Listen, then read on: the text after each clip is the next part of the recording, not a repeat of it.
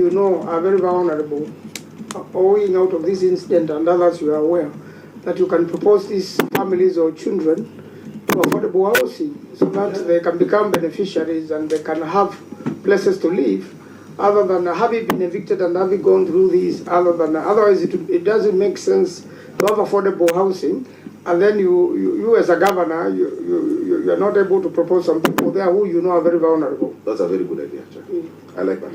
That's a good idea. And let me give Mr. Atembe one chance to indicate whether, have you been paying rent? The rent obligation is something that must be done by a tenant. Have you been paying rent? Have you made efforts to reconcile? So that we also have the balance of responsibilities, what you are supposed to undertake, and what the county is supposed to do, and how the county is supposed to treat the tenants and manage the affairs of a tenancy relationship. Thank you, Chair. I think the first thing I want to state is that court orders are not given in vain. Before you go to court and get an order, there is a basis. I have sworn on affidavit that the evictions took place on 18th June 2025. There was a court order issued on 30th May 2025. These figures they've given here, they're computed figures. You don't know where they're coming from. And I want to agree with the governor. If I don't pay rent, evict me. I don't have a problem with that. Evict me. I have an issue with the figures. They're just computed figures. I have been paying. In fact, I have a letter from the county government saying that, dated 17th January 2025, saying that I do not owe the county anything. We have been telling the county, if you think we have rent arrears, give us a rent account statement. They have refused to comply. They are difficult officers at City Hall. Right? There's a house number 17, Onimbo. Governor is saying they gave us notices. I don't think we've seen any evidence of a notice. They did not. I have never received any notice. My father is a tenant. Right? I have records showing. Is he alive? Yes, he's alive. Also, he's getting the documents. Let me explain, Governor. Let him explain.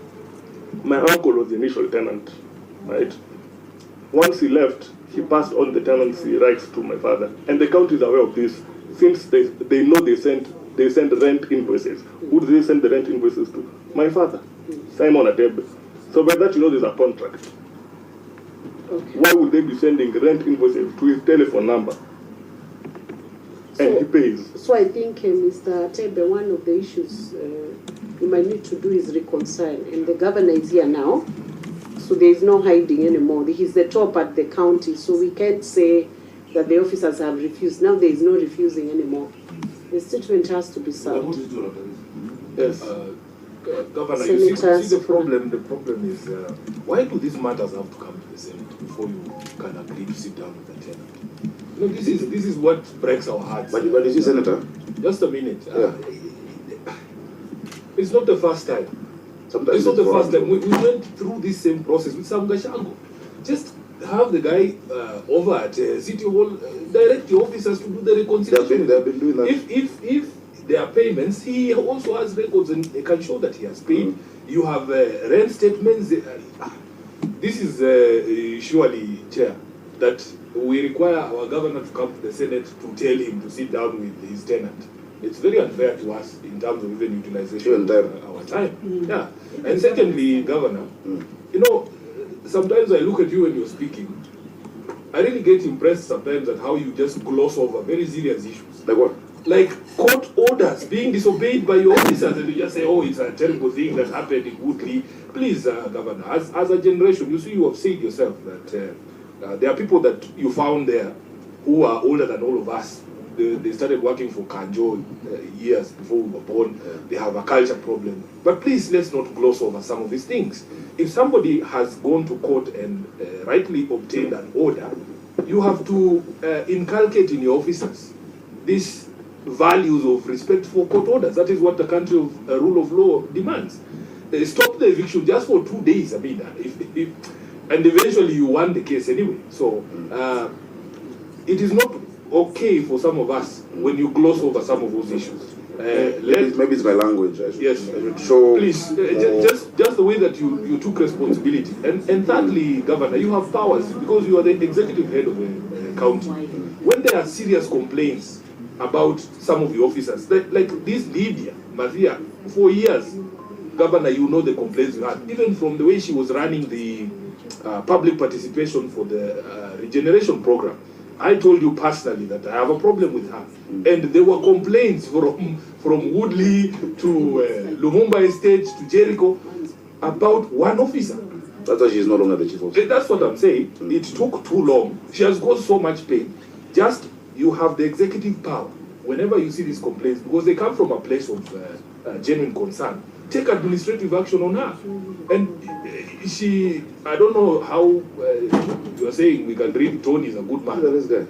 But Lydia's face was not bad either. But she was a bad person. You know? So please take proper action when these concerns are raised, and especially when they come through the leadership that you are elected. Thank you. Thank you. Thank you, Senator Sifuna. I am sure. Chair, this process of reconciliation has been going on. Some people refuse to come for reconciliation. It's been happening. This committee we're talking about, I sat with the area, each MCA who was tenants in the area. This was last year, yeah, in December. And they said, yeah, we know these house numbers. They went to the people. Some completely refused. So if they come back to the Senate, you know, it is not because we're not doing the reconciliation. It is not. The department is always open. If you go to City Hall Annex, fast food, you will find a desk for any reconciliations. But some people don't want to do it. So actually, we should not, in fact, the only reason I see value in coming to the Senate on this issue, more than accountability, is what everybody else can hear, what we are doing. It is for the sake of all the other tenants who may not know. These notices are stuck even in the estates. The notices are given in the houses physically. There is no way one person is not getting a notice. So for this specific case, from here, just let's go to City Hall and sort it. But remember, there's 9,000 other houses where I cannot do the reconciliation myself. You know? Chair, I don't think there's anything difficult to deal with. Let us address the issue of human rights, the responsibility. I think you put it very well. The share of, what do you call it, the balance? The balance of responsibility between the tenant and the landlord. But ultimately, as a steward of resources for the people of Nairobi, I will not allow a case of impunity. It is like, you know, it's like taking on source revenue actually. Because that revenue that should come to the city is staying with someone. That actually is a big audit question. When you have receivables going into hundreds of millions, hundreds, over many years. One stadium is like 200 million, and it changes the whole society. If everybody here paid, we'll be able to actually deliver services. Chair, on the matter of court orders, I don't know if it's closing, but yeah, I agree with the senator. I believe in the rule of law. And it is unfortunate that, you know, what happened despite, you know, that order. This case, from what I know, and I want you to investigate further, the eviction was done before the court order. When the court order came, eviction stopped. That is the information I have. If it is not true, I will actually do an independent investigation myself to get the exact dates. And, you know, I know many of these tenants actually. I can even call them and find out what happened. But also I want to take this opportunity to also thank the tenants who pay. I must thank them. Those who struggle, you know, because the economy is tough. But someone tries, in as much as our rents are heavily subsidized, there is no 2-bedroom of 9,000 in Nairobi or 3-bedroom of 17,000 on half an acre. But I thank them. And that is why we've not changed those rents. In our finance bill, we have not changed those amounts. Those amounts should be, a 2-bedroom should be maybe 30,000, you know. But I like the idea of Senator Manzo to propose them, some of these specific cases, to be able to get affordable, especially when there's an affordable housing project near the area. So, for instance, Ngara, whatnot can come to Starehe, where there's affordable housing, or Ziwani, some of those in Makadara.